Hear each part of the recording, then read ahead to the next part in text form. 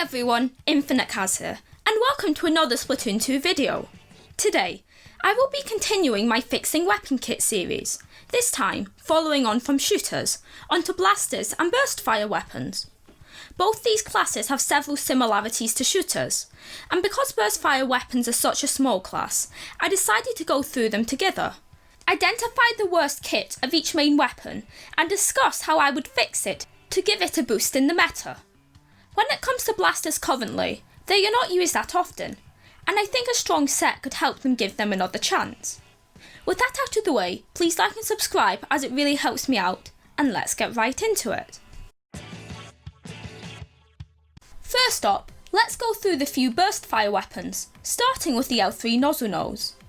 This weapon has three great kits, being Curling Bomb Baller, Burst Bomb Inkjet, and Splash Wall Ultra Stamp. While all of these kits are great, I would change to the vanilla. I think the Kenza has a more unique playstyle, and the other two L3s are both a lot more aggressive, but the D variant has burst bombs, giving it an advantage.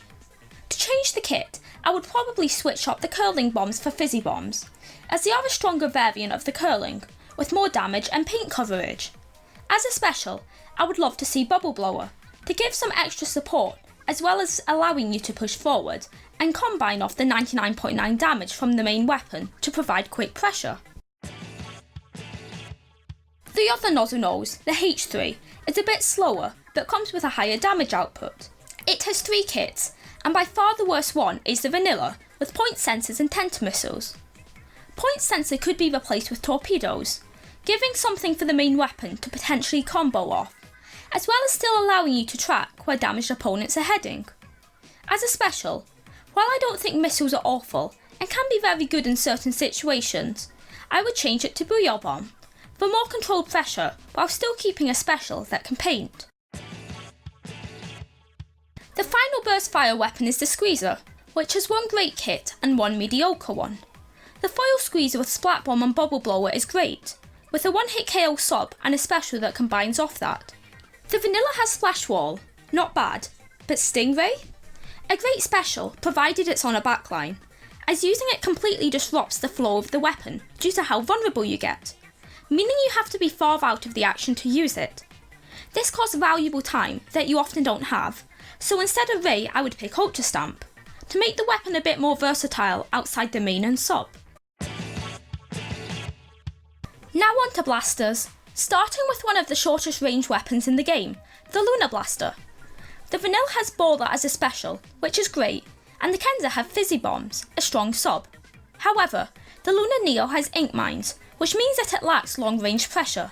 It's special, being Suction Bomb Rush is decent, so I would only change its sub to Auto Bombs, so it would have a cheap bomb to track opponents with and space them out, a life-saving tool in many situations.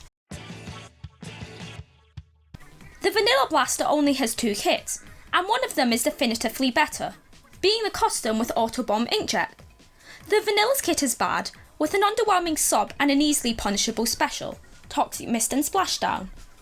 To make the weapon more aggressive, I would make Torpedo its sub, giving you a way to deal damage prior to getting in your opponent's range.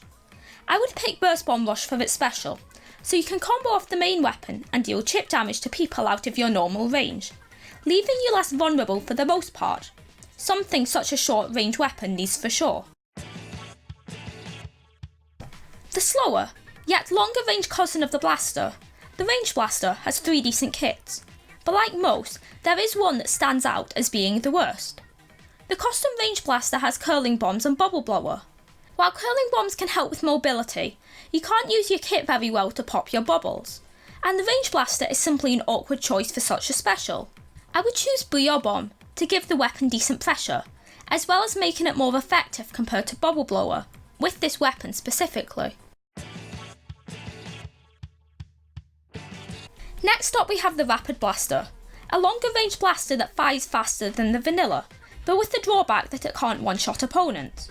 This means that you have to either be fully supportive or have an aggressive kit that allows you to do more than the main weapon. The Kenza with Torpedoes has a great kit that's the best of both worlds, while the Rapid Decker goes fully offensive with Suction Bomb and Inkjet. A rarely seen kit, but if used right, it can be scary. The vanilla kit has Ink Mines and Splat Bomb Rush. and while ink mines can work in some situations, I don't think it's the best for such a vulnerable weapon. I would change ink mines to, hear me out, fizzy bombs. I think fizzy bombs on this weapon would be less vulnerable up close, as it acts as a distraction, just with different mechanics. It can also help with paint and spacing opponents out, but I don't think it would make the rapid too broken, as fizzies can either be very offensive or defensive.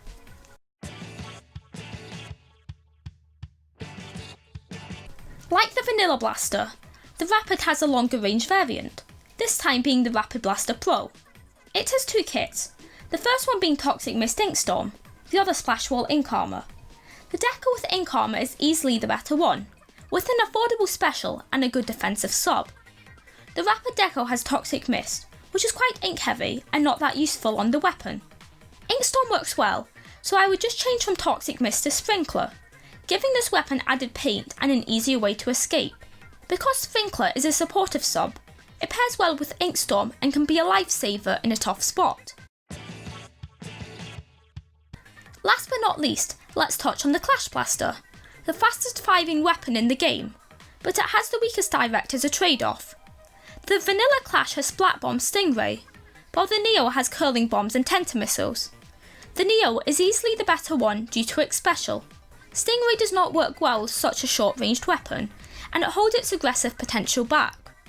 To make the Clash's kits better, I would simply switch out the Stingray for Ultra Stamp, a great aggressive special that has a long-ranged option. It would aid the weapon's playstyle and allow it to do much more deep in the enemy lines like other aggressive blasters.